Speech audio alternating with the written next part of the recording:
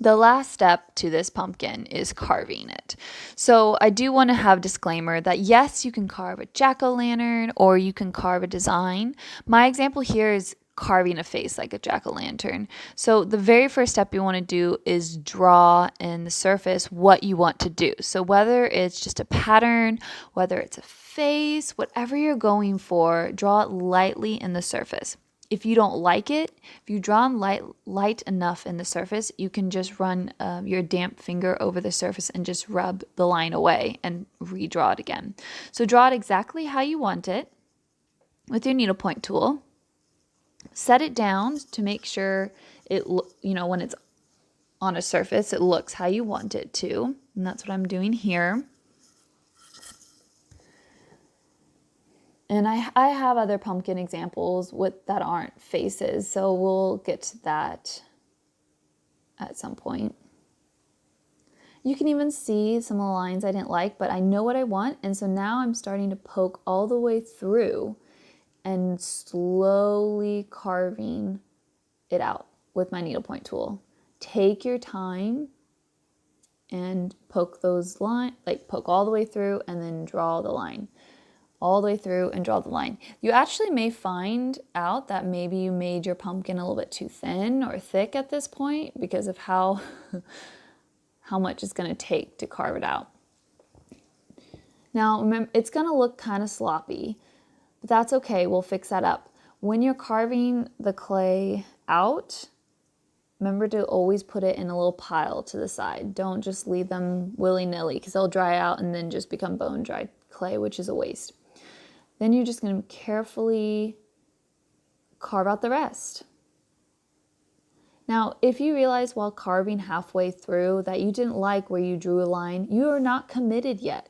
So you're welcome to erase what you did and redraw a line. Maybe you drew a polka dot too close to another polka dot, or maybe you drew a line too close to another line. Take it as it goes. Just observe what you're doing. Now I've carved everything out. Look how messy it is. It has little dots everywhere. Now I'm putting that clay to the side, and now it's time to clean up those little balls of clay. And I'm going to use my skinny fingers to get in all the spaces to do that. Damp sponge is also your friend. If your fingers are a little bit, not as skinny as mine, you can use the wood modeling tool to help smooth out your area as well. Inside and around it, you can see the difference of one eye to the other. It looks completely different if you do not do this step of smoothing out and just cleaning up the edges of your carved piece. Now, I have to lay it on the table to do this because I want to know what it looks like when it is laying on the table. So that's why you can't see the face exactly while I'm smoothing, but I want you to notice how long I'm taking to smooth. Take your time. I know I've said it lots, but that's really going to be what defines the difference. Okay, I've done both eyes. Now I'm going to do the nose.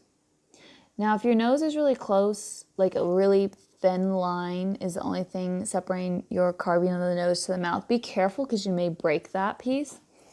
Again, if it breaks, you'll just score and slip another, a new piece there.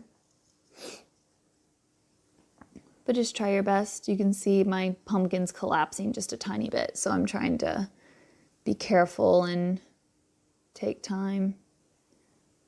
Support the inside and the outside. So if it's starting to collapse, I'm putting my fingers inside to hold it while I'm pressing on the outside because that's why it was collapsing. So supporting both sides of your clay pieces is going to be very helpful.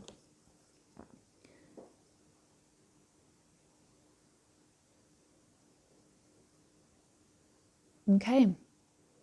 Now I'm cleaning the inside just a tiny bit as well, because the inside is just as important as the outside, or close to importance. I guess it depends on the piece. But once you're happy with how it looks, you smooth it out, took your time, really just look at your pumpkin as a whole. See if maybe it collapsed a little bit like mine did and you need to make the bottom a little bit bigger. That could totally happen. But remember, this is the last step before it's going bone dry. So we really want to look at every piece of the pumpkin and see if there's anything that needs fixing or smoothing or re-carving like I'm doing right here.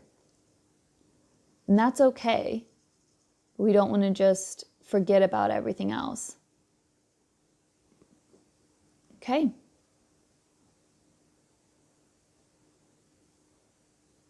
Now I'm cleaning out the inside. There's little tiny pieces that fell through when I was carving the eyes and the mouth and the nose. You don't want to leave those pieces inside the pumpkin because they'll get fired in the kiln and then they'll be stuck there and it just won't look nice, especially if you want to put a candle there. Now that we're taking a look and we're happy with how it looks, we're putting the remainder clay we've left somewhere else to save it so it doesn't go bad. And now we're getting our clay board and bag. Remember that you don't put it directly on the clay board. You're going to lightly drape the bag over so that it dries consistently and you're good.